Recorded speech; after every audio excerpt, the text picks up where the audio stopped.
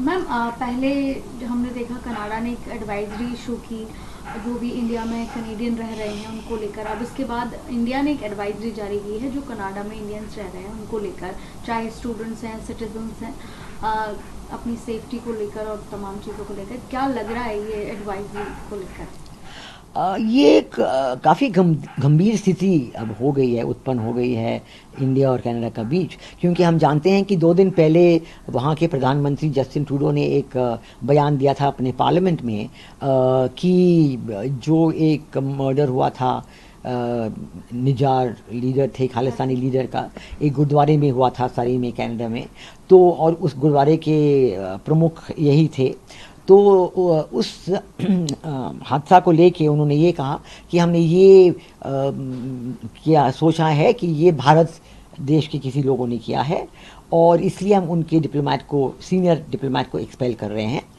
लेकिन वो अल्फाज जो उन्होंने यूज़ किए पार्लियामेंट में, credible allegations about potential links, इतना जनरलाइज, इतना वेग, कोई एक भी सबूत उन्होंने पेश नहीं किया।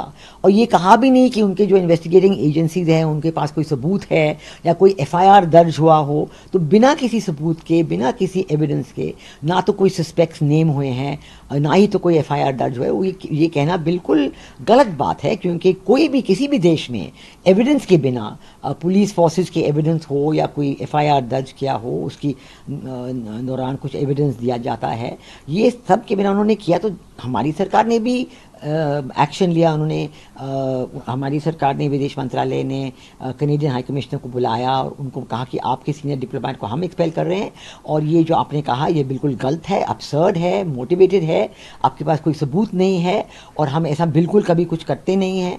तो ये बिल्कुल उन्होंने साफ दोहराया है। लेकिन उसके बाद कनाडा में भी हमने देखा कि ट्रूडो के लिए कुछ खास सपोर्ट भी नहीं आ रही थी।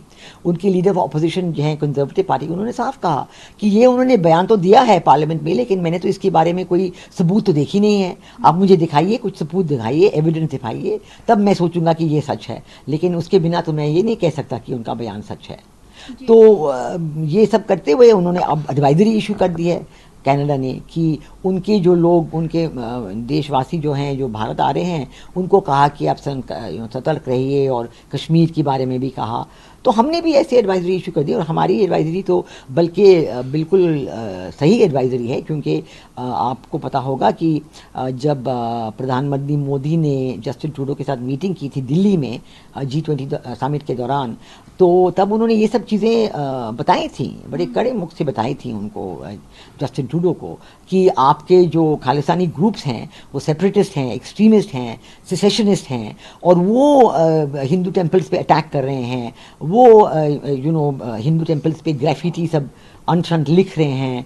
और वो हमारे डिप्लोमेट, भारतीय डिप्लोमेट्स जो वहाँ पे हैं, कनाडा में मौजूद हैं, उनके खिलाफ वो कह रहे हैं कि लोगों को उनको जाके मारो, उनके नाम ले रहे हैं, उनको मरवाने के लिए कह। ये बिल्कुल गलत काम है। कभी दो देशों के बीच, जिन देशों के बीच डिप्लोमेटिक रिलेशन है, कभी ऐसा नहीं हुआ है और होना भी नहीं चाहिए। और ये बिल्कुल गलत काम कनाडा ने किया है और हमारे मैम प्रधानमंत्री ने समझाया भी था इसके बारे में। जी, अभी देखा G20 के दौरान भी एक अच्छी मुलाकात रही दोनों देशों के बीच, प्रधानमंत्रियों के बीच। उसके बाद अचानक से इस तरीके की स्टेटमेंट कनाडा की तरफ से आना, क्योंकि जून में डेथ हुई है उस खालिस्तानी की जो हत्या हुई है। उसके बाद अब क्या लगता है, क्या मंशा है कनाडा की इसके पीछे? मेरा ख्याल कनाडा के ऊपर, ये कनाडा के प्रधानमंत्री जस्टिन ट्रूडो के ऊपर बहुत पॉलिटिकल प्रेशर है। उनकी अंदरूनी पॉलिटिकल प्रेशर देखा जाए तो उनकी पॉपुलैरिटी रेटिंग्स बहुत लो हैं, उनकी पॉपुलैरिटी भी कम हो गई है, उनके इलेक्शंस आने वाले हैं, उनकी माइनॉरिटी गवर्नमेंट है और उनके सर्वाइवल के लिए वो जो खालिस्तानी ग्रुप है जो उनके गवर्नमेंट में शामिल है, तो वो उनको अपना सपोर्ट बनाए रखना चाहते हैं।